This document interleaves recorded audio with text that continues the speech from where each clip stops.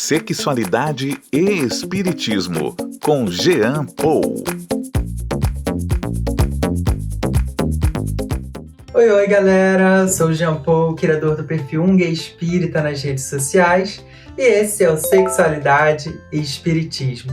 Hoje refletiremos sobre o capítulo 7, intitulado Casamento, do livro Vida e Sexo, do Emmanuel, psicografado por Chico Xavier. Esse capítulo é baseado na pergunta 695 do Livro dos Espíritos, que é a seguinte: será contrário à lei da natureza o casamento, isto é, a união permanente de dois seres? E os espíritos vão responder: é um progresso na marcha da humanidade. Emmanuel começa o capítulo dizendo: o casamento ou a união permanente de dois seres, como é óbvio, implica o regime de vivência pelo qual duas criaturas se confiam uma à outra no campo da assistência mútua. É interessante notar que tanto os espíritos na codificação quanto Emmanuel aqui neste capítulo fala da união de dois seres, de dois corações, e não a união do homem e da mulher para definir casamento. Mas eles estão falando de casamento baseados nessa premissa da assistência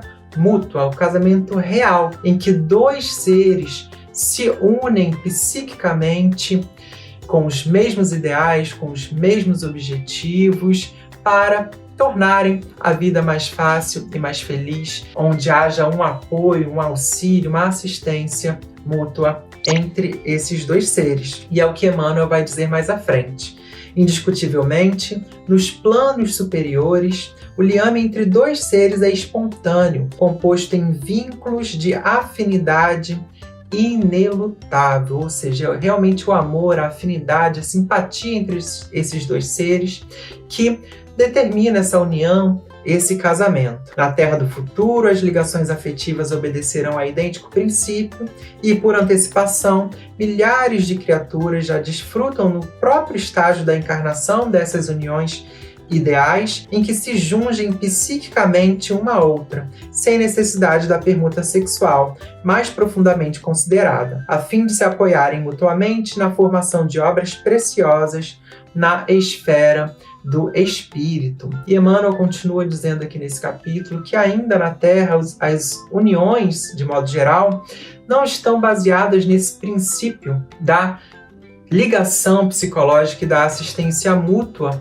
para um mesmo fim, mas estão baseadas ainda naquele princípio kármico ou na necessidade de reajuste de um ser com outro, de uma pessoa com a outra. Mas Emmanuel vai deixar claro no final desse capítulo que, obviamente, toda união obedece a esse princípio kármico, né? Todos nós nos relacionamos por conta de uma necessidade, por conta de um encontro de laços que já nos envolvem, sejam esses laços positivos ou negativos, mas que, em geral, na Terra, esse princípio kármico ainda está alinhado ou está ligado à necessidade de uma reparação com esse outro ser com o qual a gente se relaciona. Ficamos por aqui esta semana. Até semana que vem.